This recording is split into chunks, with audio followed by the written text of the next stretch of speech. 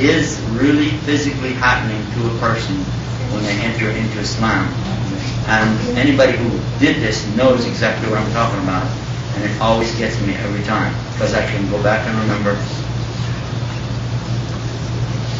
how it felt when I did it. Because when a person chooses to enter into the submission of Allah, He bestows down upon them a mercy from Himself, or as it's called in Arabic, rahmah min Allah. And when this rahmah descends down, it is so powerful. It is so powerful. And this is talking about like Laylatul Qadr, when this comes down and they feel this thing, you can't explain it. But it takes away all of the sins that the person has committed from day one up to that very minute. All is forgiven. Everything. A clean slate, but it's not left blank for long, because an equal weight of good deeds is heaped on here to offset, so that they have piles and piles of nothing but good deeds. Forgiven by Allah, no bad deeds, mountains of good deeds, virgin like a newborn baby. You start over, totally clean. This is what was mentioned by John the Baptist. This is what was mentioned by the Prophet Jesus, peace and blessing be upon him. And it was mentioned by Muhammad, peace be upon him, the same way. It says that when a person enters into Islam, when a person comes into the fold of submission to God, to do His will on earth as it is in heaven, then they're like they're newborn, fresh from their mother. Just like newborn. And certainly when you're newborn, you'd have a feeling about that, wouldn't you? That's a pretty amazing thing to come into the world. And so this is what happens. This way you see even tough people suddenly going and crying, because it's for real. Some of you know the story and some of you don't. But it was right here in Fort Worth, Texas, right close to here, actually called Midlothian. Do you know where's Midlothian? Yeah. I had to make a decision, because one night the Catholic priest who was living with us had gone to the mosque right over here in Arlington on Center Street. He went in there with this Arab friend of mine named Muhammad. And when he came back that night, he was wearing a thobe and a kufi. And I said, "This is Father Peter Jacobs. Did you become a Muslim?" And he said, "Ashhadu an la ilaha illallah." I grabbed my camera. We used to have a TV show, so I grabbed my camera, I set up the tripod, I got everything going, got the lights out, microphone. I said, "I'm going to interview him. This is going to be an amazing thing for anybody." I remember I was still Christian, and I was telling him, "Please give us some sense of the idea. What is it like to be a Catholic priest and now you're a Muslim?" And he fell asleep. And I'm sitting there. Oh well. But I couldn't get it out of my mind, and I went upstairs. We lived in my father's house, it was very big. And I was upstairs. I was telling my wife, when I had then was Christian, I said, "Can you imagine a Catholic priest? I mean, he gave up everything, because the Catholic priest, you know, a Catholic priest, he doesn't have a wife, he doesn't have a family, it's nothing, it's the church, and that's it. And he gave up 14 years of being in Mexico, South America, Central America, as an evangelist type priest for them, one who is really working for the sake of the church." And he accepted Islam. Immediately the church excommunicates him. You know that. Cuts off communication with God, means you will hell, according to them. I was telling my wife about that. And in the middle of me talking to her about this, she said, "I want a divorce." And I went, "Huh?" Well, there's a shock on place with me. Hold on. I got 7.5 years invested in this lady and 2 little kids, and I've been through that divorce thing before in the state of Texas, and you don't want to know what that is.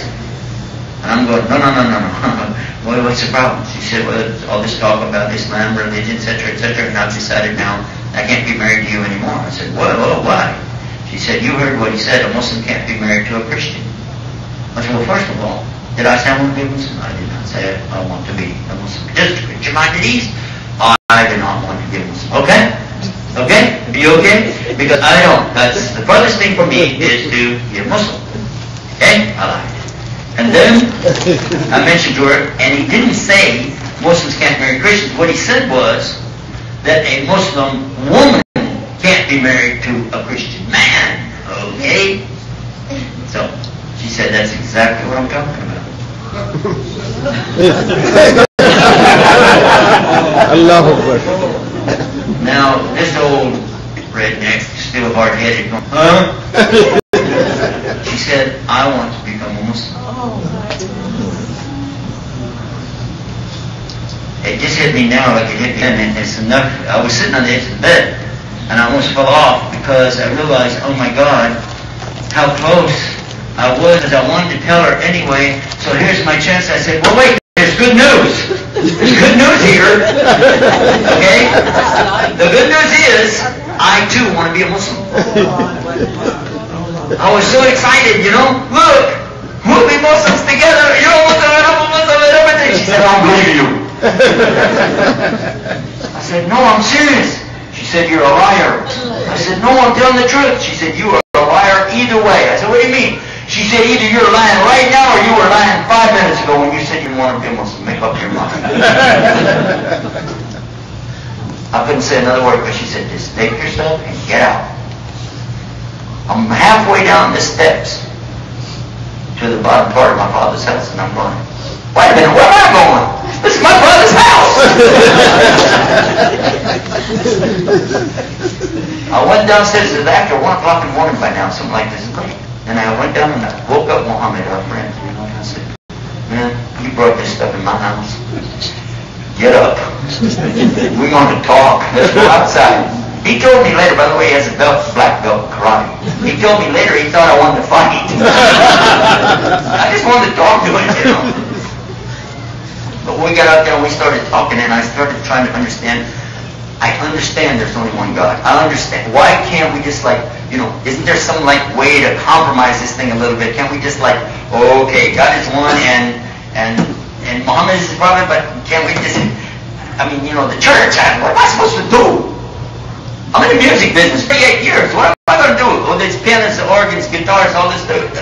He said, everything is step by step in Islam. You come into Islam step by step, whatever one do, one by one. One by one. Do you believe there's only one God? I said, yeah. Then declare that. And let him take you to the next step. I said, okay, there's one God. He said, you believe Muhammad's his messenger? I said, I don't know. That's the part. I don't get it, I know about Jesus. He said, well, fine. Did Jesus say that another person would come after him?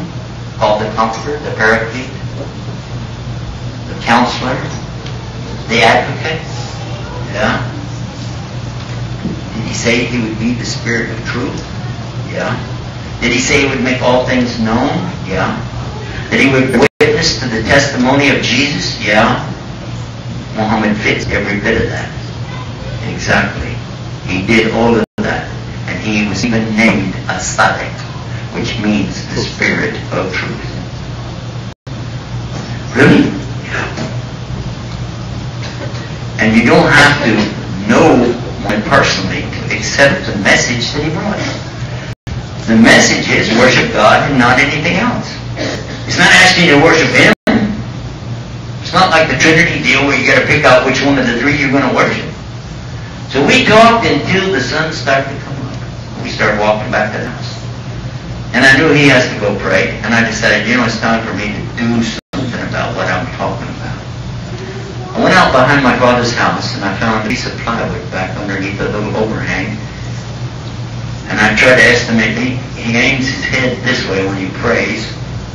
So let me do that. Put my head down in that direction on that piece of plywood. And with my head down on the ground, I said, I don't know what to do, really. It came in my mind. And I said, oh God, if you're there, guide me. I couldn't think of nothing else to say.